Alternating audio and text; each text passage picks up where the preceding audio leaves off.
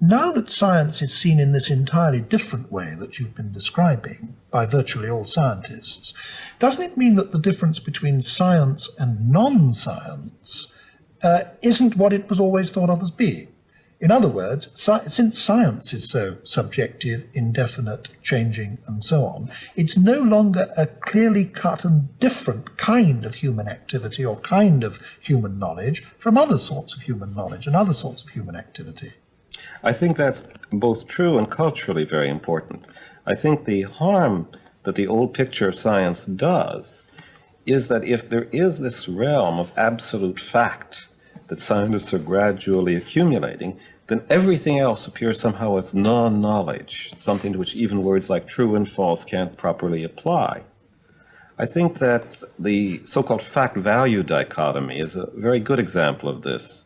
It's hard to have a discussion on politics, for example, without someone very quickly saying, at least in my country, is that a fact or a value judgment?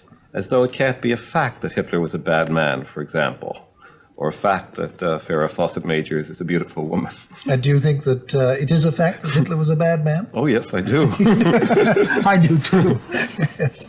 But then if this is so, if we are abandoning so many of these comfortable, clear-cut distinctions of the past, what's the point of continuing to use the category or the notion or the term science anyway? I mean, does it any longer clearly demarcate something differentiable from everything else? I don't think it does. I think that, if you're going to distinguish science from non-science, that makes a lot of sense if you still have this old view that there's this inductive method.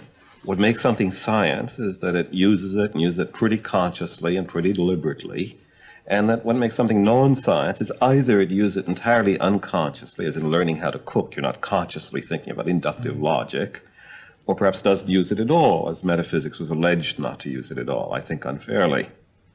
But both say that there's a sharp line between, say, practical knowledge and science, and to say that the method which is supposed to draw this line is rather fuzzy, something that we can't state exactly, and attempts to state it, by the way, have been very much a failure still.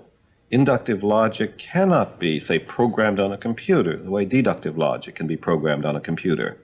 And I think the development of deductive logic in the last 100 years and the development of the computer have really brought home very dramatically just what a different state we are in with respect to proof in the mathematical sciences, which we can state rigorous canons for, and proof in what used to be called the inductive sciences, where we can state general maxims, but you really have to use intuition, general know-how, and so on in applying them. One of the two categories that you described, the old-fashioned way of looking at science in terms of, was that there was a particular scientific method.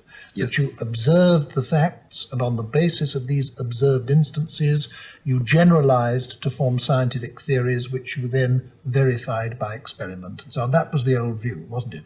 Now that that has been abandoned, is there any longer any single method which is thought of as being scientific method?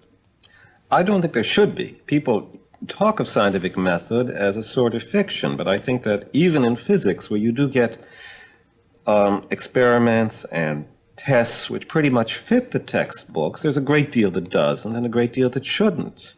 And I think, in fact, in the culture, I don't really believe there's an agreement on what's a science and what isn't. Any university will tell you in its catalog that there are things called social sciences, and that sociology is a science, or that economics is a science.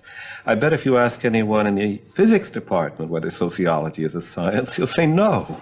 And why will he say no? That's interesting. I think the real reason is not that the sociologists don't use the inductive method. They probably use it more conscientiously, poor things, than the physicists do. I think it's because they're not as successful. So in other words, science has become almost a name for successful pursuit of knowledge. That's right. Yeah, yeah.